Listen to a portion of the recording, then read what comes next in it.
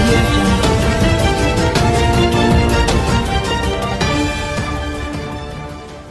నలభై సంవత్సరాలు సుదీర్ఘ రాజకీయ జీవితంలో దశ వారి తండ్రి అధికారంలో ఉన్నప్పుడు కానీ నేను ముఖ్యమంత్రిగా ఉన్నప్పుడు కానీ ఎప్పుడు కూడా ఆవిడ ముఖ్యమంత్రి డాక్టర్ గాను ముఖ్యమంత్రి వైఫ్ గాను ఎప్పుడూ ఆలోచించలేదు. ఆవిడ ఎప్పుడు కూడా ఒక సామాన్యమైన మహిళగానే ఆలోచించుకుని ఆవిడ పని ఆవిడ చేసుకుంటూ ముందుకు పోయారు. ఈరోజు మీరు ఒకసారి ఆలోచిస్తే నేను ఈ విధంగా ఇంత ధైర్యంగా పనిచేయగలుగుతున్నానంటే, ఇంత నాకు వెసులుబాటు వచ్చిందంటే దానికి ప్రధాన కారణం నా సతీమణి అని చెప్పి కూడా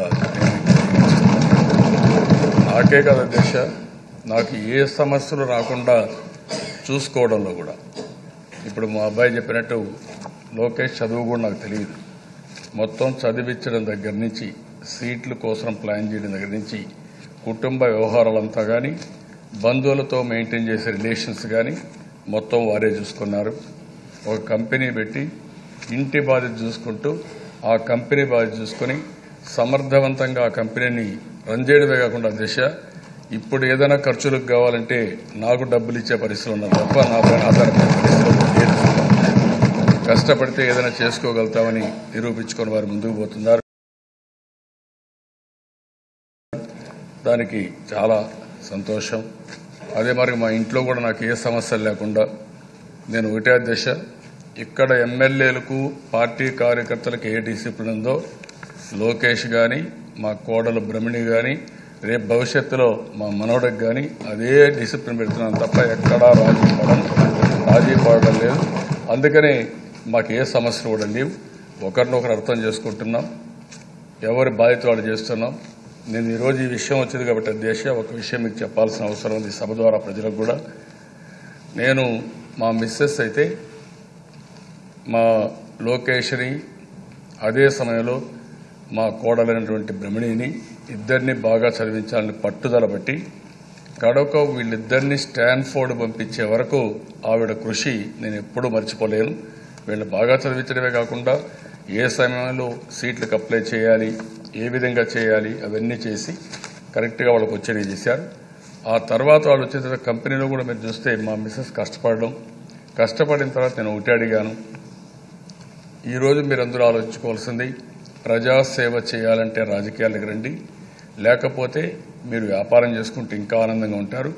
మీరు నిర్ణయించుకోమని మా కోడలకు కానీ మా లోకేష్ సన్నకు కానీ వాళ్ళకి చెప్పాను.